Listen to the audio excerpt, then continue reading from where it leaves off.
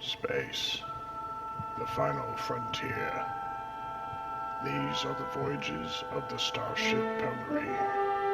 Its mission, to explore new women, to seek out new life and civilizations, to boldly sleep with what no man has slept with before. Hello, and welcome back to Pwnery's Penny Arcade and the next 30 of Ixion, Episode 3. And we pick up where we left you last. We have an ample supply of power for now. We are running a little low on metal, but we're good on food. I'm about to move over 100 colonists from the Urshinabi, and then we should be able to move on to the next stage of the game. What I also began doing was researching the steel refinery because, well, we're running out of metal in this region, as you can see. I can unlock the next section, but so far in my experience, my limited experience, expanding to the next sector before you finish out the one you're in is sort of wasteful because you can't move resources from one sector to the other, which means each sector fends for itself at first. So, before we do that, we're going to unpause. We're going to go ahead and finish out harvesting all this material here to clear the space. The only other thing I have to build... Let's see, we have the airlock, that's here. We have the dock, and we have the probe launcher. So we're good. I might be able to start putting the big machinery down here, like the refineries and whatnot, because I don't have need for another dock, technically. If I do put another dock in, I can put out another set of cargo ships, though, and that might not be such a bad idea. Like, I did it in my very first playthrough, but I didn't get very far because I overextended. And I didn't do one in my second playthrough, but I still ran out of resources anyway, because I couldn't get them moved fast enough. So maybe we should think about doing that. I was consuming materials faster than I can produce them. That may become a factor. I only need 60 steel to do it, which I have. And then I can send out probes to find iron to build the steel mill, but I need more research to build the steel mill, or to unlock the steel mill. We'll probably just have to do the Urshinabi migration first. As a matter of fact, let me go ahead and get that underway. Go ahead and pick up these dudes. Go get our super cool bros from the Urshinabi to here. Let's move the science ship back to Earth.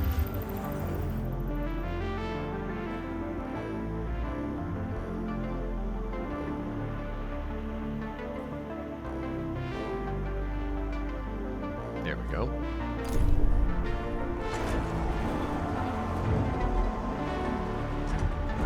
So now I'll just fast forward since we're simply waiting for people and material to get here. I have enough living space for 210 people, so we should be good. Although food appears to still be an issue somehow. Huh. How does that work? I've got a surplus of food. There we go. It says one crew are starving. I have 199 crew, and I have 20 food in here. That's got to be an error of some sort. Like, that doesn't make any sense. Or maybe it's just an offset of timing, so it's kind of screwed up with that. I don't know. I ain't worried about it. It's one dude. Let's get our incoming transmission. Administrator, the different phases of preparation, calibration, and verification were successfully completed. Okay. We must now start the full landing procedure. Dolos protocols now deem you competent to gather resources, knowledge, and test colonization routines once you reach Proxima Centauri. Before you do so, Vanir Dolos, Marduk Council founder and Dolos CEO, wants to talk to you. Okay. Let's do it. Hello, Administrator. I'm glad to see that you have managed to complete your assignments in preparation for this unique moment in history. You must understand that this is not simply another chapter in humanity's story. The book of our life on Earth is over, and we stand now at its epilogue. It saddens me to think that there are many who have yet to comprehend the reality of our situation. We've endured endless cycles of war, crisis, and famine. Still, the worst is yet to come. There are others like Dolos who have prepared for this outcome, but most of our kind remain sheltered from the horror of the predicament we find ourselves in. This pale ghost of civilization will wither and die, and with it, the tenets and values of the past. As we prepare to leave this system for the first time, perhaps we must decide which fragments we will pick up and take forward with us. Through Dolos, I am offering mankind an alternative means of survival. The Tye-Coon is a tablet upon which we will carve our new history. Do you recognize why I have done all of this? Having foreseen our fate, I became fixated on altering it. I set about fashioning the ropes and tying the knots that would bind together this magnificent ship. It is true that our time in this world is brief, but at least I can rest assured knowing that my legacy will endure for eons. How arrogant. Farewell, Administrator. For the few who stand in the light and the many who dwell in the dark, you carry the fate of us all. Wow. We are officially badass. EKP.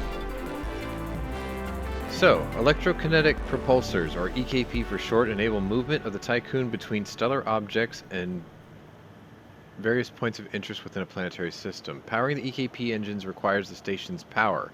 Batteries will activate over the period of Tye-Coon travel if present. If a blackout occurs during the EKP movement, it will resolve itself automatically, yes, I said that on purpose, when the station has arrived at its destination.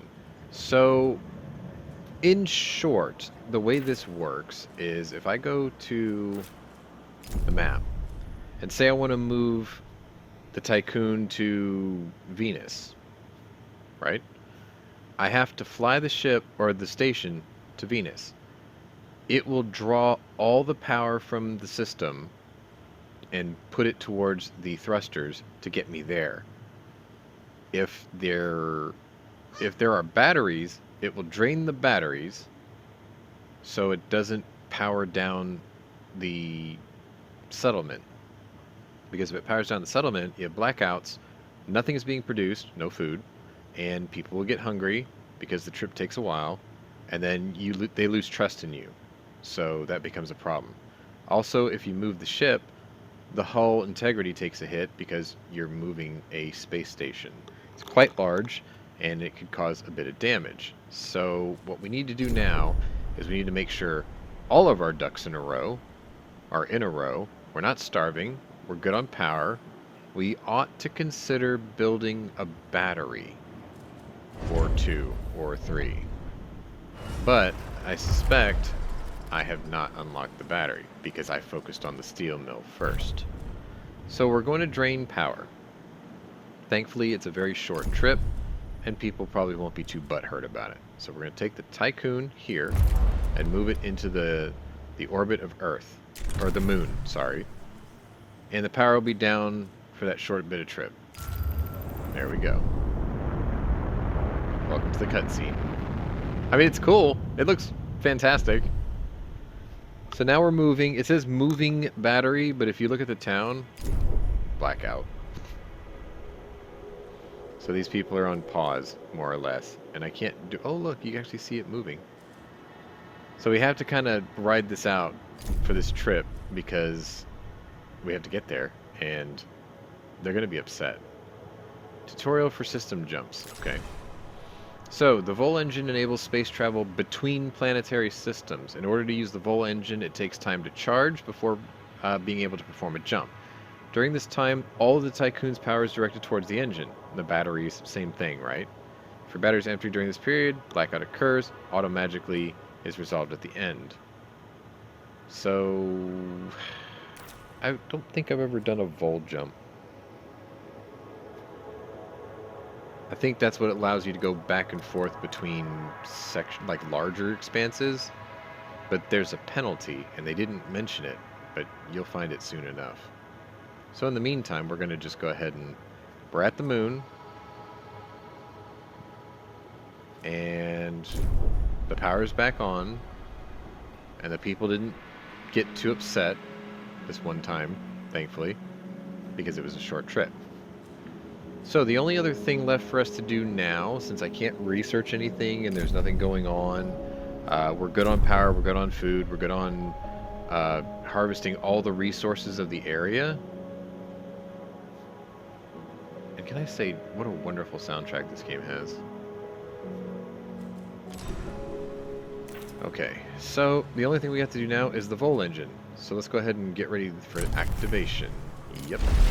In accordance with Ralph Stanford procedures, all ships must return to the Tye-Coon before Volt jump initiation.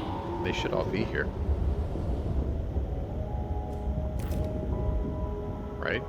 Like, none of our ships are out.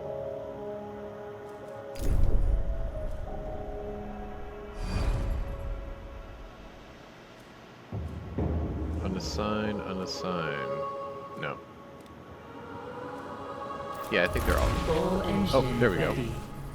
Alright, let's do it. It didn't even tell us where we were going, though. That's what I always found kind of weird. So this is where things get really interesting.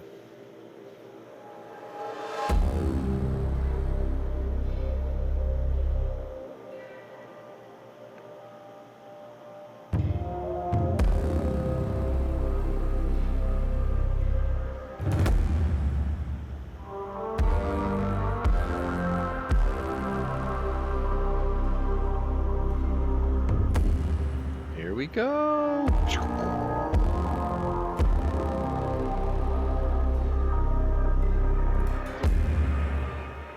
As we travel through the fabric of space and time. That's all I can think of what that's supposed to emulate.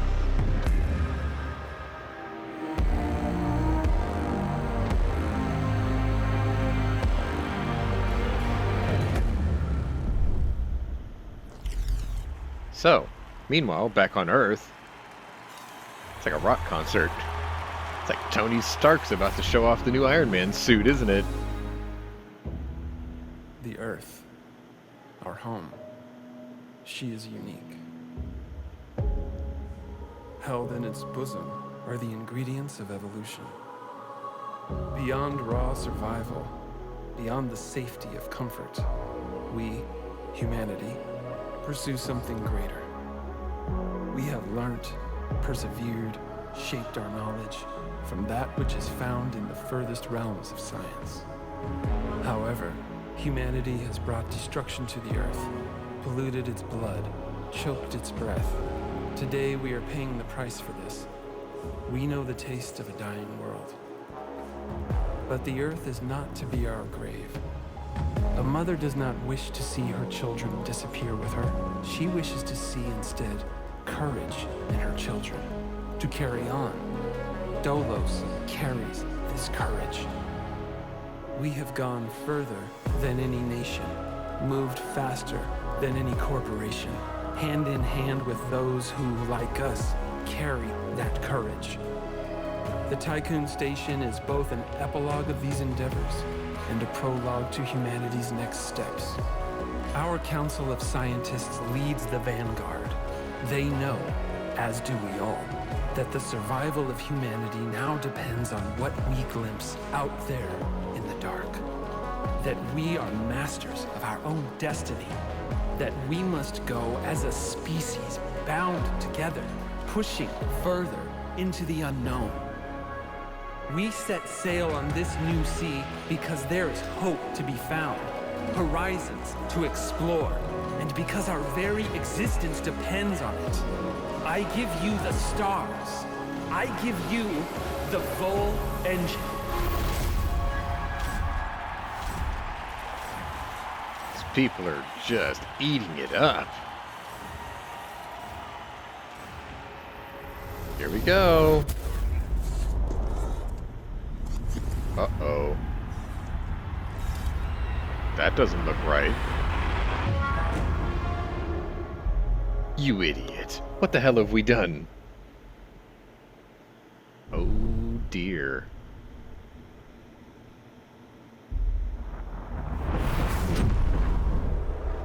And it looks like we never left. It also looks like we've destroyed the moon. Full jump complete. Running preliminary diagnostics. Several anomalies detected. You don't say. Multiple digital security breaches found within full jump routines. Uh-huh. Full engine critically damaged. Oh, that's not good. Hull integrity compromised. That's really not good. Analysis confirms discrepancies between the mission clock and the apparent advanced state of the solar system. We are receiving We've no jumped time. communication signals from Earth. Likelihood of ongoing survival stands at approximately 7.67%. Wait, what? Activating Marduk survival protocols. New mission objective established. Ensure humanity's survival by finding a habitable exoplanet. This just became Urgent issues survival. requiring immediate attention. Increase food production output. Uh-huh. Restore hull integrity. Okay. That's it. Okay, so Administrator, I'm gonna pause the game request awaits your attention. because I need to explain what just happened. We were getting ready to jump to Proxima Centauri. We were going to use this new thing called the Vol engine. It was going to take us there sort of like a warp jump, right? Apparently something went wrong. Because not only did we not make the jump, we destroyed the moon. And according to Eden, we didn't jump distance. We jumped time. We time traveled. Somehow. And now we're damaged. As you can see, our hull integrity is minus 28 because we have lost 20 hit points from simple, from the act of doing the jump. We have lost 20 hit points permanently, and we lost 28 more for hull depletion. And we have minus 8 from open sectors. So we have to figure out open sectors because this one's not open. Is that one open? Or is that one open up to the atmosphere? Or, you see what I'm saying? We have to find a hole in the ship between sectors we've never even unlocked yet. So, welcome to the part of the game that actually shifts it from colony builder to survival of humanity. And we haven't even looked at space yet, because we're still getting the messages. The first thing I need to do before anything is take stock of what we have. We have 64 steel, and that's it. We have an event here, and we have an event here we have to address. We have to talk about the hull tutorial. So, the hull represents the structural integrity of the station. When it reaches 0, Tye-Coon will be unable to sustain life. In order to maintain the hull, you will need to activate hull repair via the Ava airlock window. For hull repair to occur, you must have an active Ava airlock that is being supplied a steady stream of alloy. The hull depletion rate is affected by a range of factors, including a number of vol jumps performed and sectors opened, the usage of the EKP engine, and accidents in progress. The hull repair rate can be improved by optimal working conditions. So if we keep everyone happy and fed, the hull repair rate is more efficient. Additional active Ava airlocks, certain sector specializations, and tech tree upgrades. So, we need to stay on top of the ship's maintenance demands. Otherwise, we will die. We have enough resources to turn this on, and so we will.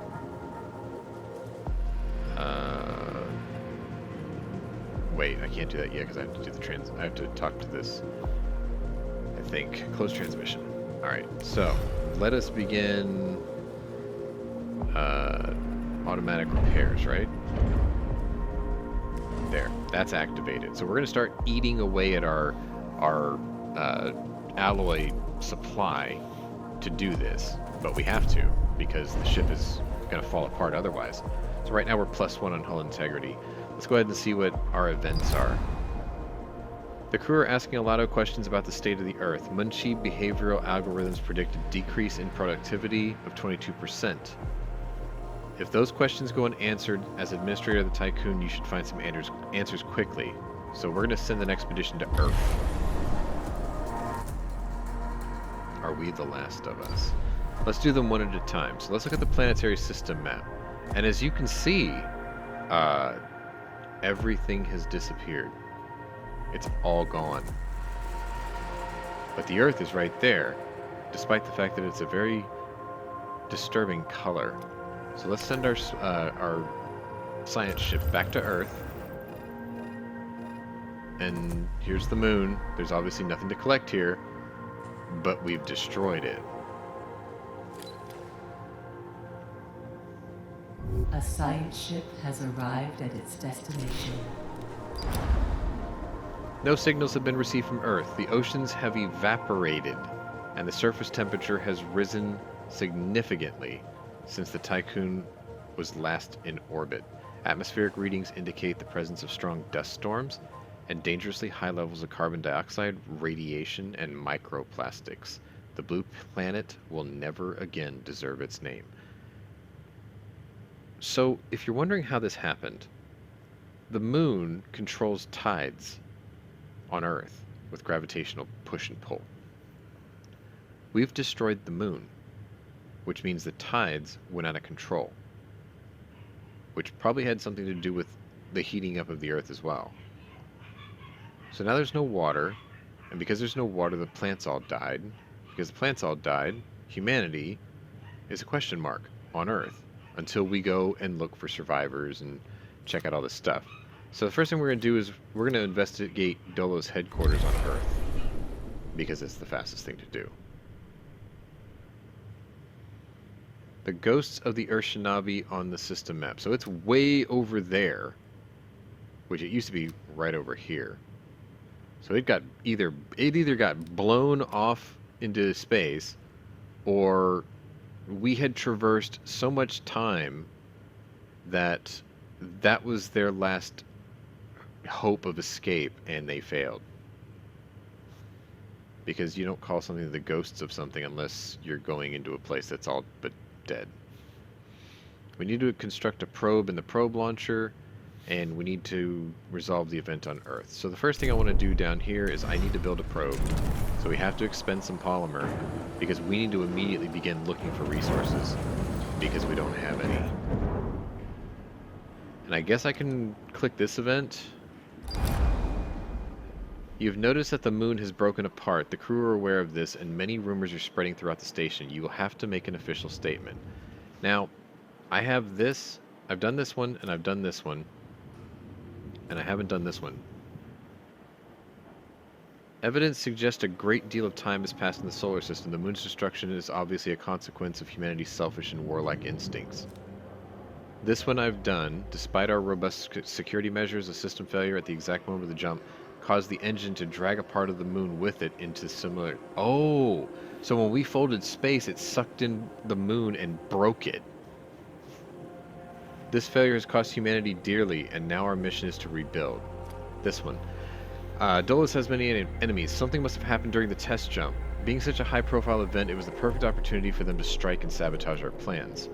I'm gonna go with it was humanity's fate, because it looks like we've traveled through time. and we don't know how much time. But I've done these two, and it's always a negative, so I'm going to try this one. It's probably going to be a negative anyway. The crew's trust in your Trust minus leadership 5, is Jesus. falling. They don't A like science us. ship team has completed a task. It's okay. We'll get their trust back. We're still +2, so we'll get +2 every cycle. This will be okay. The hull integrity is almost as full as it's possible, like it can take. So we're good with that. The cathedral music of almost Castlevania of the future is kind of scary.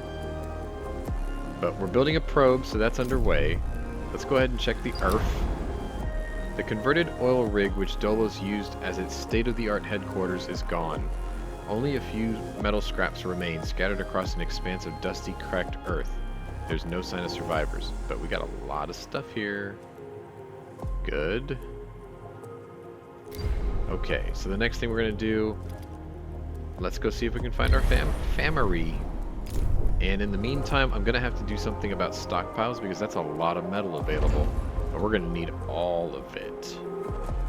So, we're going to have to build some stockpiles on the quick and get that underway.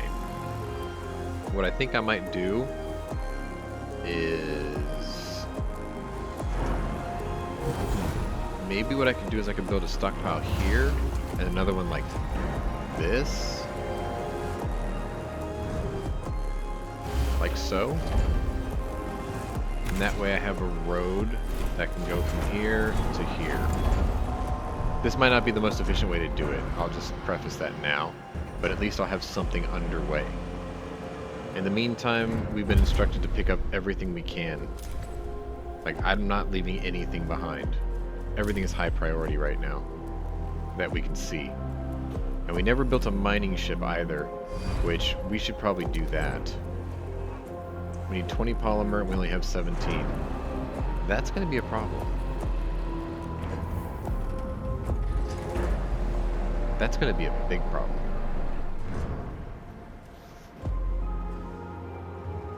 So we're going to have to find polymer somewhere in all this. So the first thing we can do is we can send out probes. And if you look at the way this is arranged, the probe scanner will tell you if there's anything of interest here. Like for instance there's a bit of iron. And you need to start finding the planets. So there's something. There's a lot of iron there.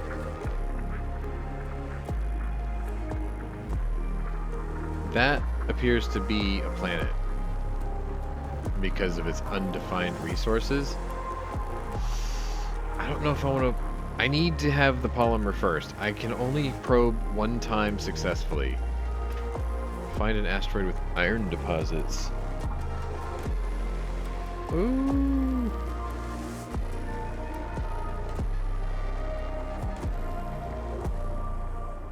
Where's that planet? Where'd it go? That has iron deposits, sort of.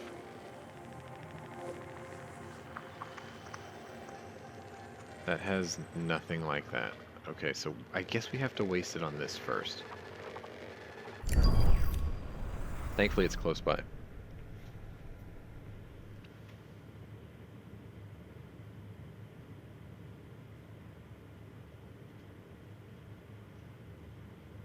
It looks like we're moving... yeah, we're moving resources already, so we're good there.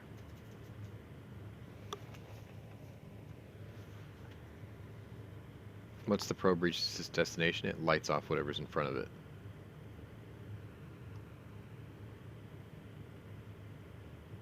A science ship team has completed a task. Okay, we found iron, but I need a mining ship.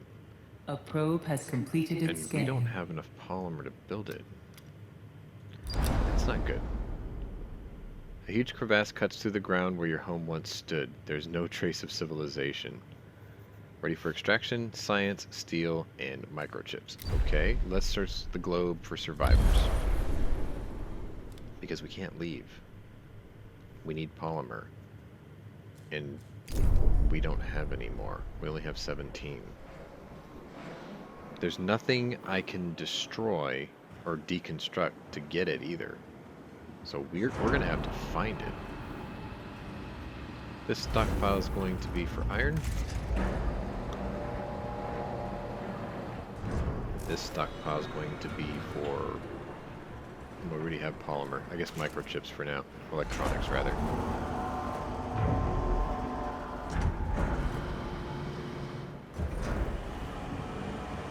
So, welcome to hell. That's kind of where we're at right now.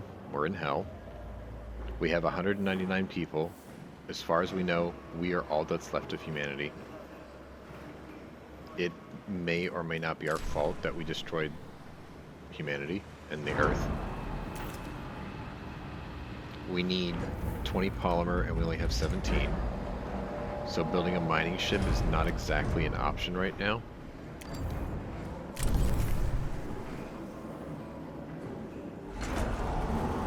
Like, it just doesn't seem like this is not gonna happen. See? Because we're out of polymer. And that's a big problem. We're gonna have to find some.